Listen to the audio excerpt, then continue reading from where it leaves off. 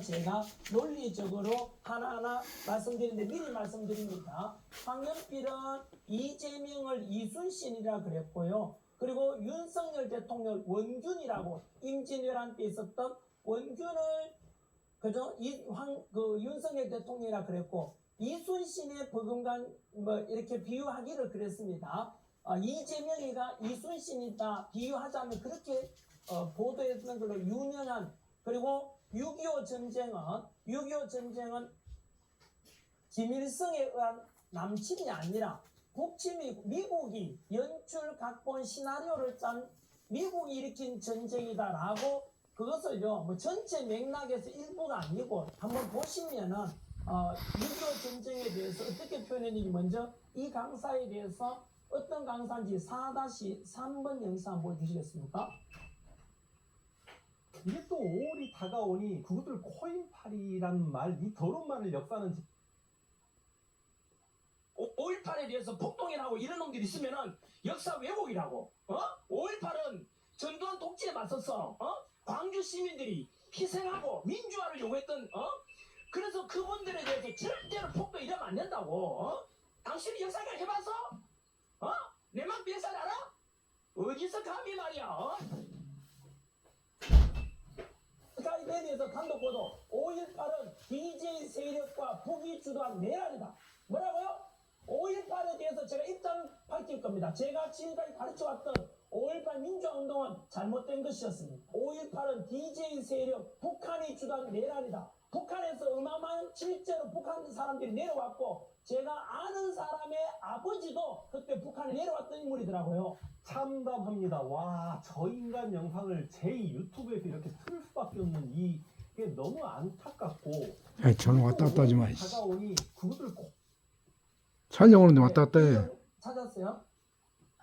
네, 그러면 다시 또 간. 시청자 여러분, 황연필이라는 강사를 통해서 왜냐하면 황연필이가 이재명을 이순신 그리고 윤석열 대통령을 원균이라고 이렇게 이야기했습니다. 실제로 물론 비유해서 그렇게 했던 거고요. 그리고 두 번째 6.25 전쟁 이따 영상 보여드릴 건데요. 6.25 전쟁을 미국이 일으킨 전쟁, 미국이 연출 각본 시나리오를 짠 전쟁이다 이렇게 해서 사실은 역사 왜곡한 그런 내용이 있죠. 참으로 안타까운 그런 강사로서 알려졌습니다. 그리고 원래 강의할 때도 좌파 강사로도 소문이 났던 그런 강사지요. 저는 있는 그대로만 말씀드립니다. 그 강사를 악의적으로 제가 말하거나 그러고 싶지는 않고요. 있는 그대로 하나하나 하겠습니다. 첫 번째 전환길에 대해서 어제 그저께죠. 제가 스카이데일리 이거 입장이라고 했는데도 불구하고 전환길의 입장이냐 잘못 알고 이야기를 하더라고요. 그러니까 역사 강사면 최소한 또는 언론사도 마찬가지로 사실관계에 근거해서 팩트에 근거해서 논평을 하거나 평가를 해야 되지 않습니까? 그런데 첫 번째 너무 나댄 거죠. 아예 이것은 진실이야. 내가 민주당 그 박원순이나 이런 사람 같이 다녀봤는데 어긋났습니다. 이 영상 다시 한번 틀어주십시오. 좌파는 역시 좌파야. 아 그래요? 그러면 일단 그 황연필 스스로는요 6.25 전쟁 일부를 잘랐다고 말했는데 그거 관련된 영상 됩니까 지금? 전환길 선생이 진정한 애국자, 나라 사랑하는 사람. 제 영상 아까 4-5번 영상 틀어주세요. 인정합니다. 제가 볼 때 인정. 황연필이가 저를 2005년도에 그때 내가 박원순이와 같이 다녔는데 이재명 지지하시는 분들이 많이 봤으면 좋겠습니다. 왜냐하면 비밀도 많고 뭔가 그 오랫도록 그 뭔가 그 비밀이 많았거든. 근거도 없지 않냐. 이 양반이 얘기하는 게 맞는 거야. 전환길 선생님이 맞아. 어긋났기 때문이고 비상계엄은 내란이 될 수 있습니까 없습니까? 없죠. 아직 3심에서 확정이 나봐야 되잖아요. 하지만 비상계엄 일어나자마자 좌파 제 친구도 그랬고 황연필도 당시에 내란이다 비밀이 많고 저기는 뭔가 좀 이슈화 되면 자살하든지 뭐 하여간 죽이든지 비밀내로.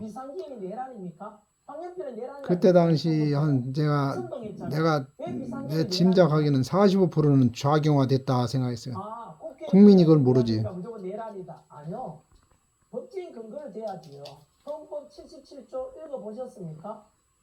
비상계엄 선포는 대통령의 고유한 통치권 행사로서 윤석열 대통령 법 전문가입니다. 평생 검사로서 검찰총장까지 지낸 분 아닙니까? 따라서 헌법의 근거에서 윤석열 대통령이 비상계엄 선포한 것이죠. 또한 내란죄가 적용되려면 형법 87조입니다. 형법 87조의 규정이 뭐죠? 황현필 씨와 이재명 지지하신 분들 답변해 보실래요? 형법 87조에 내란이 되려면 국헌문란 목적의 폭동이라고 되어 있어요. 국헌문란. 헌법을 그러니까 국회에다가 군인들을 투입시켰으니까 그게 국헌문란이라고요? 그렇지 않죠.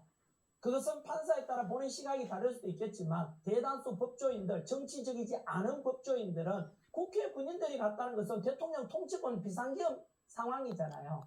그죠? 하지만 국회 권한을 중단시킨 적이 있습니까? 없지요. 불과 2시간 만에 국회의원들은 아무 제재 없이 들어가서 2시간 만에 비상계엄 해제 의결했잖아요. 따라서 헌법행위 국헌문란을 한 것도 없지요. 그죠? 또한 폭동이라고 그랬잖아요. 한 번 더 형법 87조 내란죄 규정은 국헌문란 목적 폭동인데 폭동이 있었습니까?